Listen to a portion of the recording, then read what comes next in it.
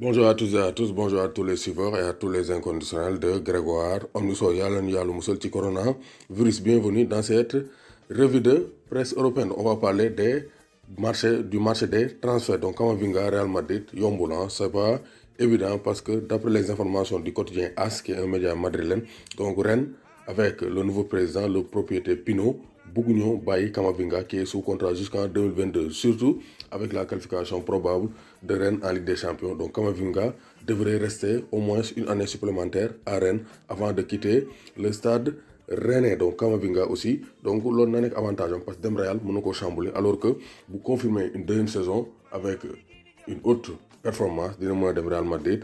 Donc tranquillement, donc Kamavinga va probablement rester au stade rennais une saison de plus. Donc Dortmund nous visé Ansu Fati pour remplacer Jadon Sancho. Donc une pépite pour en remplacer une autre. Parce que comme l'air Rennais, Jadon Sancho il va quitter pour aller à Manchester United ou aller dem fële ci Liverpool. Moo tax Dortmund ñu préparé ça relève. Donc selon le média ibérique Sport, le club catalan a d'ores et déjà prévenu Dortmund. Donc nee nañ duñu jaay Ansu Fati, ils vont garder Ansu Fati. Donc du yomb parce que Barça il vise sur Ansu Fati pour la relève de Lionel Messi. Sinon, Barça mën nañ ko àll Dortmund une année après reprendre ko. Ça aussi c'est une possibilité. En tout cas, Dortmund ñuy viser Ansu Fati pour remplacer Jadon Sancho. Donc PSG aussi ñuy accélérer pour Alex Telles, donc un latéral gauche pour renforcer la défense du Paris Saint-Germain. Donc 25 millions d'euros le Paris n'a proposé. Donc une chose est sûre, ils vont probablement trouver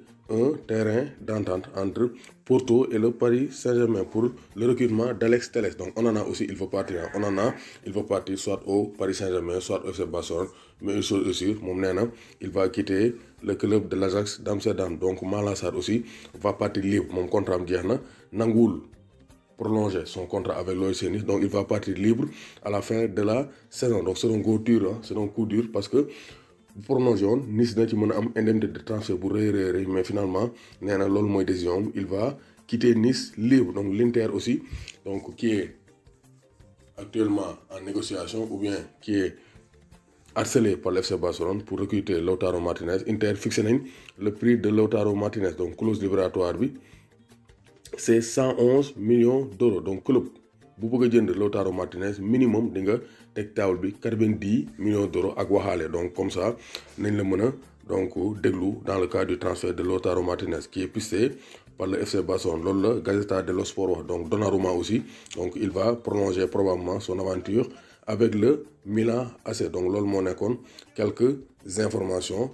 Transfert donc jeexagul. On va parler de Paul Pogba situation am foog ñu wax ko. Paul Pogba toujours plus proche du Real Madrid. ñëpp xam nañ ne Pogba bëggatul toog fële ci Manchester United mais Real il faut que ñu teg xaalis bu takku pour mën a recruter Paul Pogba parce que Manchester United ils l'ont payé cher à 115 millions d'euros. Donc Real bu tegee taw bi xaalis je pense que United dinañ jaay Pogba parce que xam nañ ne Pogba bëggatul toog. Donc Fekir ne partira pas. Donc Fekir mi nga xam ne Newcastle mu ngi ko doon laaj de même que le Real Madrid. Donc Nabil Fekir Betis bi ne duñ ko jaay, ils vont garder Nabil Fekir. Donc Jan Vertonghen intéresse l'Inter Milan donc en fin de contrat en juin.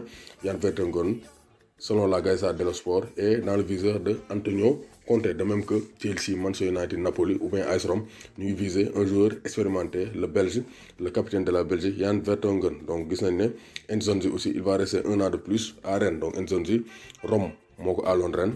Après, il va donc rester à Rennes après la qualification pour les tours préliminaires de la Ligue des Champions du stade rennais. Doomu Gaynde Njaay warul tiit warul ragal.